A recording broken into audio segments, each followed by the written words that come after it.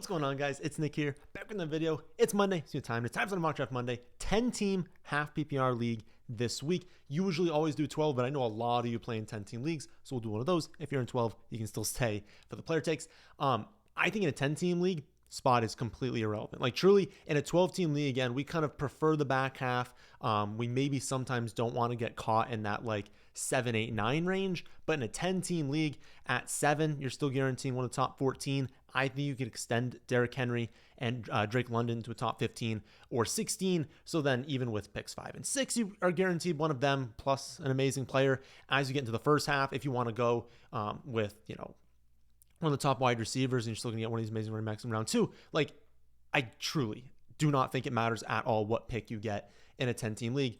Again, some other formats, we've kind of talked about why I like other spots. We're going to go from the 7 spot in this one, so we'll see what we end up with here. And I wanted to do this because I wanted to show you teams that have this choice. Again, there's a top 6 teams that I think this season are top 6 players: Chase, Bijan, Lamb, Saquon, Jefferson, and Gibbs in that order. They should go in the top 6. At 7, I am taking Christian McCaffrey. He goes at 12 here. If you wanted to play the ADP game and be like, all right, maybe like honestly, good scouting on your end. If you know the 3 people you play with won't draft McCaffrey, of course, you could build a stronger team if you delayed him in the second round. I think the risk that one of them actually does draft Christian McCaffrey is just not worth passing on it. So I would just say, even if he goes 12, again, our next pick would be 14. On average, you wouldn't get him. I would lock him up. He's the 7th best player in all formats for me. Full PPR, half PPR. I really think you're just going with Christian McCaffrey at the 7th pick. So we do that. And honestly, this is probably a good outcome for us here. Almost perfect to talk about. Didn't think Puka went. When I just looked at the screen, I kind of want to talk about Puka a little bit. So in a lot of outcomes and drafts right now, you're having McCaffrey go at pick 7, 8, 9. You're kind of looking at Neighbors usually being the 8 pick. And then typically people have gone with Puka all summer, but people are worried given this just like no information, no practice, no positive reports really for Matthew Stafford. And so Puka's now being pushed into this general, I'll call it like 11 through 14 range, where people are like, I don't want him to be the first one. I'll take Amon-Ra. I'll take Nico over him. I'll take Brian Thomas Jr. still on the board for us. For me, if you fall into the camp of like, you'll just be devastated if Stafford goes down. Again, it's Stafford getting hurt, not Puka. Puka is still healthy. But you'd be devastated if that happens because maybe the ceiling for Puka isn't as high. Maybe he returns second round value. Again, that's probably the worst case scenario here. Again, anyone can get hurt. But even if he had a backup quarterback, he's probably still returning second round value. So I'm still good taking Puka. But if you are someone who would just be really upset if that happened, I think you can absolutely take Nico Collins in that spot. Absolutely take Amon-Ra St. Brown. Again, we're taking Neighbors over Puka now. So I think it's McCaffrey after the top 6. McCaffrey, Neighbors, I think then Puka, and then you can get into like Nico Collins, Amon-Ra. And I do think Brian Thomas probably the tail end of those wide receivers. Do some mock drafts and see how you like Henry and Genty thrown in there. Personally, I think they kind of come more at the tail end there. But if you really want that running back and you hate your builds when you start off with 2 wide receivers, I think Genty makes a ton of sense. Going to get all these touches there. I think Achane is viable. I think there's some risk now with the hamstring injury, but even before with Ollie Gordon potentially stealing goal line touches, that I was sometimes not on board. Definitely not in round 1, but if you wanted him in round 2. That's kind of how I see this general back end looking right now. For our draft, we took McCaffrey. It's okay going running back. We did it last week. We went 3 running backs in a row. I'm more likely to do that in this sort of range in like the early first round. Look at the running backs here. I think Achane, again, totally fine. But to take him as your second running back and to forego amazing wide receivers with the hamstring injury, with the risk of the touchdowns going down, with, of course, still the Tua risk, right? We know, we've seen last season, he drops from like a top 5 running back to someone who's outside the top 40 in points per game without Tua. So there's a lot of risk factors here to where like, I don't need a second running back, obviously. We've got great wide receivers on the board. So personally, I would go Brian Thomas Jr. at this spot. And you start with McCaffrey, Brian Thomas Jr. Some people have asked me, because I had this take kind of all summer that like, again, I think Brian Thomas Jr. last of the wide receivers in this range. And if you want to throw Drake London in there, I think you can as well. But I think Drake London behind Brian Thomas. But I like Brian Thomas behind Nico, Neighbors, Puka, Amon-Ra, just because I think Travis Hunter is awesome. And I think there is some risk that Travis Hunter is just a really good wide receiver, commands more targets than we think, and that hurts Brian Thomas Jr. But at the end of the day, Brian Thomas Jr. is still, that's the only thing you can say. He's an amazing talent. It's an amazing scheme that'll be used really well for him. He's the type of player we want on offense, right? Deep downfield, playing with a good quarterback that'll throw deep downfield. Like, the only negative you can say is he has another really good player on his team, but the offense is going to be so much better that, again, he was going off with like Mac Jones at quarterback. So I'm not scared of him. There's just a reason why I like those 4 ahead of him. So we do that. Looks like it'll be a bit of an unfortunate outcome for us. So Drake London, Antonio Brown, Ladd go. That's kind of like that top tier of wide receiver. There's definitely a drop off into this like Tyreek. I would say T, Tyreek, Marv, JSN, Garrett is kind of the order I would have that in. So like, I'll just queue up T. We can put the Q here. T would be the wide receiver I drafted this spot, but we just missed out at running back. So running back, Achane, Jacobs, JT, Chase Brown, Kyron Williams, and Bucky goes. The pick before us, team starts off Gibbs, Achane, Bucky, going robust RB to start. And again, we talked about last week why this can be a very viable strategy this season. Now, basically, it's Hampton. It's Ken Walker, it's James Cook, it's Breece Hall. It's that general range of running back. It would be interesting if we want to start with 2 of them. I probably wouldn't go down to like Kamara, Chuba, Connor, Mixon. Definitely not Mixon. In this range, like round 3, I still don't want to be taking on that much risk. And so I would prefer those 4. And again, I like T. That brings us to 5 players. There are our pick, and then 6. So we're going to have, among these 4, we're probably going to take one of these 4. We'll have 4 picks and just kind of hoping that one of these players is still there at the next spot. So if we played the ADP game and we go to overall, T is the most likely to get drafted. Least likely to get drafted is Ken Walker. I think that makes sense. Or is it Hampton? So yeah, it's Ken. I would say there's no way in your hometown leagues that Omari and Hampton would make it to anywhere in the 4th round, even in a 10-team league. I can see at this spot because I've kind of told people, I mean, this is generally where I would take Omari and Hampton. I would take him after Achane, Jacobs, JT, Chase Brown, and Bucky. So really only I would take Omari and Hampton over Kyron. It's only one spot of a reach there for the computer.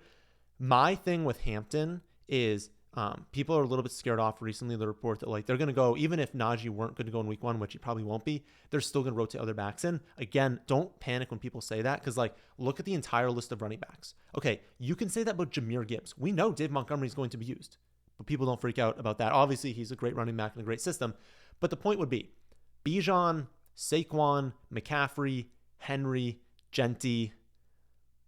Is that it? I mean, maybe JT, maybe Chase Brown, although I don't think so.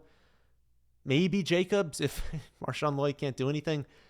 But it's like for most running backs at this point, there will be. There will be for all these other running backs at this point of the draft. So don't worry that he might not be getting 100% of the workload. Almost no one does that, right? So I still really like him. And I think he's probably the play for us. Again, I can see going with T. Higgins at this spot, taking that second wide receiver, hoping we get that third running or that second running back in round 4. But what is the difference between T. Higgins and Tyreek Hill, JSN, Garrett Wilson, Marv, Evans, Adams? Like there are some other pretty good wide receivers where it's not really the end of the world if we don't end up with T. Higgins. If a scenario came out where I took T. Higgins and all 4 of those running backs came off the board, now we are in a spot that I don't love in half PPR, having these 3 wide receivers and only McCaffrey. You can do it, but I don't love it as much. So personally, if this was my draft, I'd go with Amari and Hampton. I'd cross my fingers that T's there. Again, he's probably not going to be there, but if not, we have the option to go with some wide receivers and maybe one of the running backs falls to us, which happens. Only Breece Hall goes. So we see JSN, we see Mike Evans, T. Higgins, Trey McBride, and Jane Daniels. I think McBride was also, I didn't really go over to the tight end. I think McBride would have been totally fine at that spot. You guys know I want value at tight end. My rule is basically Bowers, McBride, Kittle, wait. Don't draft any of the other ones. Get into that range of Colston Loveland, of Tucker Kraft, Dallas Goedert, Jake Ferguson. That general range, I'm probably missing one, but you know the range I'm talking about. Get into that range. Double dip if you really want to. I think in a 10-team league, I don't necessarily think you need to double dip at quarterback or tight end. Free agency is going to be pretty strong. There'll be options to stream both those positions. You probably want extra shots at running back and wide receiver. But yeah, that's a general strategy. I think, again, McBride at that spot. I actually want to see rankings still have Hampton. So Hampton at that 2-3 turn, McBride a little bit into round 3 to 12 team league, but I have Hampton at 23, McBride at 27. I just prefer like extreme value at the tight end spot, but pretty decent value still. Okay, we're in 4. We can still go Kittle. And I would prefer, like, if you said Hampton at 307 or McBride at 307 and then Kittle at 4.4, I think I prefer Kittle at 4.4. I really don't know. There's not a huge difference between McBride and George Kittle this season, just given the upside. With that being said, I have McCaffrey. And it's not something I want to actively avoid, but it's not ideal. Like, if Purdy got hurt, McCaffrey gets crushed, Kittle gets crushed. 2 of my top 4 picks are way less valued. That's not correlation I necessarily want. I think it's still totally fine to do, but I would probably only do it if we didn't have great picks still on the board. So let's see what the other picks are. I think wide receiver's fine. I mean, Tyreek Hill, again, I'm just worried about his like mental state. I'm worried about how much he wants to be out there. Maybe it's just bad vibes. I don't know, but I have bad vibes going over him. And then I really like Waddle. And so I kind of turn myself off from even having a chance to get Waddle by taking Tyreek Hill. So Hill is fine. I would probably prefer taking a shot on Marvin Harrison Jr. But I think the mid-range of wide receivers really, really strong. So my gut says either go with Ken Walker or go with Kittle. Now, I almost want to institute a rule for us. People have asked if there's another Jonathan Brooks / Chuba. I don't think it's to the same degree because it's more expensive. But if I'm drafting Ken Walker, I'm trying really, really hard to draft Charbonnet. I know for a fact that if you just start the top running back from Seattle this season, you're going to get running back 1 production. And so being able to lock that up effectively in my flex spot here, if I can start McCaffrey and Hampton at 1 and 2, my flex spot is going to be running back 1 all season unless both get hurt, which is unlikely. To take a 4th and maybe an 8th or 9th round pick to do that feels like good value. So I feel like I want to do that in the rankings. Ken is at 39 and Kittle's at 36. So it is better value going with George Kittle. And maybe I should test out that way. And it is a smaller league. In smaller leagues, you want that differentiator. And Kittle is the differentiator. So maybe I'll go with Kittle. All right, let's do it. Let's go with Kittle. But again, I think Ken Walker was an awesome pick there. But we can still draft Charbonnet because, I mean, Ken Walker is still dealing with this foot injury. I'm not concerned. I think that they are just resting him, but it is still a fact that, like, he's not 100% healthy. And so is there a chance that he misses time when he's missed time like every year of his career? Certainly. And in those weeks, we know Charbonnet is going to be awesome. So I really would like to leave each draft with one of them. But I think Kittle probably is a stronger bet in a smaller league like that, just giving us that awesome edge at tight end. There's only 2 teams going to be better and maybe no teams. Kittle was first in points per game last season and is in a better situation now. And just to think to start the year, like, I know like the later weeks matter, but like what if like we don't have Ayuk? He's probably going to miss 6, 7, 8 weeks of the season. We might not have Jawan at this point. I still don't know what's going to happen with that situation. Like Pearsall, Kittle, McCaffrey are going to drop nukes to start the season. Like I'd be walking in expecting 20 points from McCaffrey, expecting 16 points from Kittle, probably will project as the one at each of their position. I mean, I can rack up some wins early in the season if this is my start. All right. Obviously, no tight end. We're obviously not going to do that. Again, this is the range quarterback. Don't touch it. Don't touch Mahomes, Baker, Bo, Kyler, Goff. Really Herbert if he's going to go that early. I mean, it's the ones I've started off in previous drafts. This is the range of quarterback you want to be in. There's not much of a difference between that range and the range we're in right now, except ADP. It's just going to be really more expensive, and it's extenuated in these smaller leagues. People ask that question as well. In a smaller league, do you want to lean towards these upper quarterbacks? It's the same rule. It's like, even though you're in a smaller league, follow the same rules. I want a top 4 quarterback, maybe Burrow if you can get him at value, but you didn't here. Like Hurts, there should be a gap between Hurts and Burrow. Or wait. It's the same thing in those formats, but maybe I'm more aggressive in taking the early quarterback or the early tight end and doing so. So no quarterback for us. Running back looks real good. Henderson is an awesome pick here. RJ Harvey is an awesome pick here, and there is a clear drop-off after those 2. At wide receiver, Terry McLaurin is probably, I don't say clearly because Sutton's in there. Devonta Smith is a good pick, but you could almost use the word clearly, Terry McLaurin at this spot. Little nervous about Rashee Rice and just not knowing when the suspension is coming, not knowing when we're going to know about the suspension, knowing that it's probably not going to come in the first month of the season. Okay, but I would prefer it did. You know, if you just could have me lock up 6 to 7 missed weeks and put it at the beginning of the year, I wouldn't mind Rice at this spot. But now that there's a chance that it's, 8 to 10 weeks, there's a chance that it comes, mid portion of the year, probably does. A chance that it goes into the fantasy playoffs. It adds a little bit more risk that I'm a little bit more scared of that. So I would lean Terry McLaurin for sure. And I would definitely take McLaurin over Harvey. In this build, it probably makes sense for us to draft Terry McLaurin, cross our fingers that Travion or Harvey are there at the next pick. Again, Travion would be the best option for us. But if you didn't, I think it would be okay because you don't want the opposite to happen where wide receiver is going to be good at that spot, but you don't want to load up too much at a position. There goes Travion.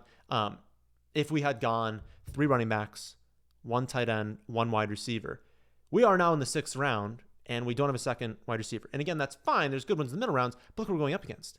Chase and Ladd. This team only has A.J. Brown, but, Lamb and Adams, London and Harrison, Jefferson and Hill. There are a lot of teams, Puka and Neighbors, Nico, JSN, Evans.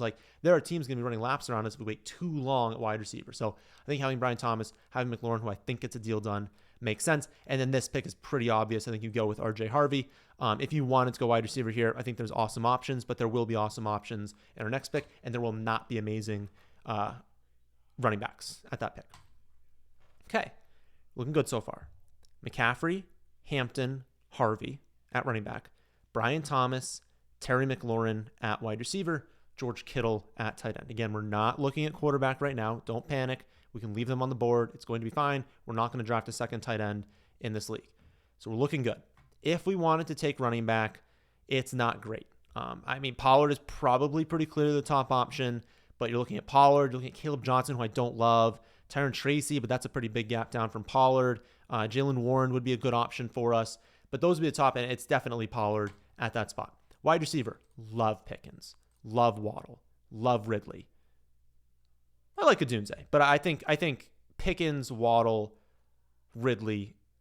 If I exited this draft and I had this opportunity and all of them got taken at this turn here, I'd be pretty upset. So I would take our top. Our top is George Pickens. Getting him as effectively our top bench player here is a little bit absurd. He's going to be fantastic this season. Awesome weekly upside, awesome season-long upside. You got to lock him up when you can in the 7th round. This is an interesting one. So, Brian Thomas, Terry McLaurin, George Pickens. Good. McCaffrey, Hampton, Harvey. Good. I think Warren kind of represents the end of a tier here. My guess is that kind of these top 5 go with the next spot. And so after this, we are looking at Charbonnet, who will be on our board. We're looking at Charbonnet. Jordan Mason. Okay, so Charbonnet and Jordan Mason would still be there after. Okay. Those will be options, and I'm pretty positive they would be there. I think you almost have to take Ridley at this pick. If Cam Ward is as good as people think he is, I know that Alec Ironmaner is looking good in camp, but Ridley's pretty clearly the top guy. He was great last year with horrible quarterback play. If that takes a step up, plus we already have McCaffrey, Hampton in 1-3, I think you got to go Ridley. And this is a great draft so far. Maybe we are foregoing wide receiver for a little bit, but to have Brian Thomas, Terry McLaurin, George Pickens, Calvin Ridley, we're going to have 2 to 3 wide receivers every week we feel confident in, and I'm not worried about Hampton and Harvey. I'm not worried about having the both of them. Okay. Now we would like a running back. Again, I would prefer if Sleeper added on the pick. I guess it's a 10-team league. So I guess, would this be pick 97? Is that exactly how it works? Or pick 87? Where's all here? Yeah, you pick 87 at this spot. So I was looking at, again, no quarterback here, but I was looking at Charbonnet, but that's 104. Mason, that's 107. Odds are you get them at the next pick, so you don't have to go there. Oh, Pearsall, my goodness. Pearsall, easily the best pick on the board. Matthew Golden is a great pick. Jawan, if you think he can overcome this calf injury.